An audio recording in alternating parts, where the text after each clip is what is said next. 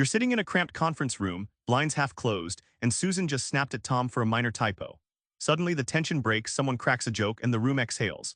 But why is it so hard to handle emotions like irritation or frustration at work without things blowing up or grinding down? What if feeling your feelings at work didn't mean a meltdown, but a breakthrough? Let's dive into how Liz Fosslien and Mollie Duffy decode the messy emotional maze of the modern office. Opening up at work sounds risky. Admit too much and you're a drama magnet. Say too little and you look cold. How do you find that weird sweet spot where honesty builds trust without overload? In one chapter, Liz recounts when a new hire nervously asked to follow her Instagram. It's a small digital ask, but suddenly personal and professional boundaries blur. Can you be friendly boss and private person? This moment puts selective vulnerability on blast. Choose what to share and when. Think of selective vulnerability as a social thermostat. You don't want the office climate too hot or too cold.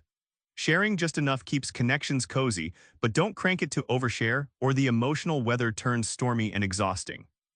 When you master this, your office relationships shift. Colleagues become teammates, not emotional landmines. You get respect and connection without burnout. Turns out vulnerability is a muscle. It's less about exposing all your flaws and more about knowing which ones to flex and when. Ever storm out of a meeting thinking, I'm right, they're clueless? It's like emotions hijack your brain, but what if those feelings don't tell the truth, they just feel real? Here's how disconnecting emotion from fact saves your sanity. Tom was sure his coworker's promotion was unfair. A jealousy flare-up made him see enemies everywhere. But when he paused to ask, the story changed. The promotion came after honest effort. His feelings were loud, but not the full story. Imagine your emotions as weather. Storms, sunshine, sudden fog. They influence how you perceive your path but don't actually guide you like GPS does. Recognizing this keeps you from driving off cliffs due to emotional fog. When conflict heats up, stepping back transforms chaos into clarity. Talking about feelings without getting emotional is like diffusing a bomb. You acknowledge the fuse but avoid the explosion. It keeps your relationships intact and ideas flowing. You love your job, or at least you think you should be obsessed with it. Burnout lurks behind those glowing eyes and endless overtime. But what if passion isn't about intensity but cool focus?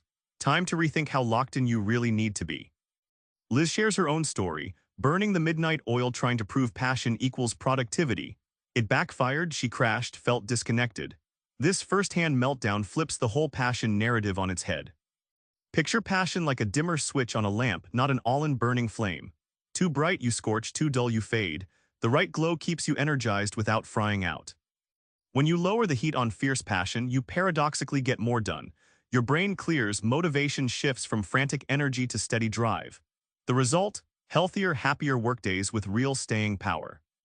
Remember that cramped conference room with Susan's Instagram question? That's where your emotional office journey begins.